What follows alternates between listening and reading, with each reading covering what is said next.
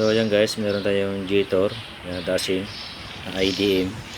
Ito ay HEB kag EB. So dual ito guys. Ayan. So magpipimis tayo guys. Ito sa oil engine niya yung Jitor 6 turbo. Yan guys. So 5 liters yan guys para sa kanya. Yan, ito yung air filter niya, malinis. So pinahangin ko na yan guys. Minis tayo ganyan guys. Ayan, okay pa. So yan, pinapakita ko sa inyo guys kung paano ma-PMS ang ating Jitor na dashing IDM. So ito yung wheel pan niya. Ayan, ito yung drain pan niya guys. Ayan. So maitim na guys. Ito naming workshop. So yan, pang mabilisan na to guys ang aking PMS. Ayan. So fast forward tayo guys. Ito yung wheel filter niya. Diyan lang po tinanggalan guys. So pinamay ko naman yan guys. Okay ra? Ayan. So pang mabilisan na guys. Ayan. Original yung filter niya yan guys. Na cherry. So sila yung filter niya yan guys. Jitor cherry. So okay na. Tinanggal ko na guys. Okay na. So kita na natin yung kanyang drain plug washer niya. Lagyan natin ng oil na guys. Ayan. Okay na guys. Ating dashing na Jitor yan. So kailangan natin i-reset yan guys sa ating launch pad. Kung makikita ninyo, dito tayo sa IDM. Ayan. So nakasama ito guys sa bagong unit na 2025 model. So yan. Ano naman yun guys.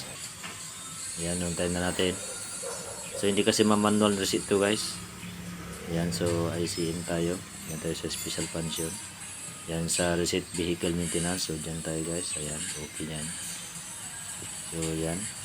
Mag-reset na sa kanya yan guys. Yan. Sa dashboard. Ayan. Ayan, nag-reset na yan guys. So ibig sabihin okay na. Ganun lang po ka-basic guys kung paano mag-reset yan sa ating launch pad. Ayan, sa reminder maintenance guys. Ayan, okay na. So ganoon lang po ka-basic guys. Ayan,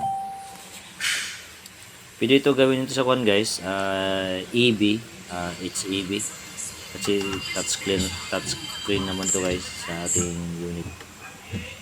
Ayan, so ginapulitot ko na para matapos yung ating PMS. Ayan guys.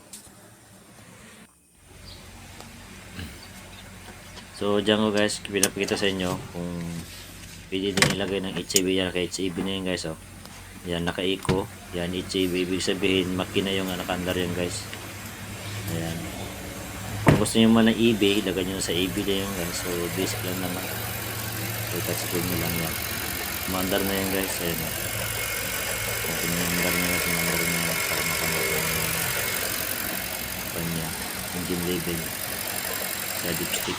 Ayan. Full electron zero guys. Ayan. Tingnan natin kanyang dipstick. Ayan. So okay na guys. Sakto na yung kanyang level. Huwag na lang pakabisi guys sa ating Jitor na dashing. Ayan. Sana huwag yung kalimutan mag-subscribe at mag-like at mag-share sa aking YouTube channel. Marsus lang po. Ayan. Bye bye.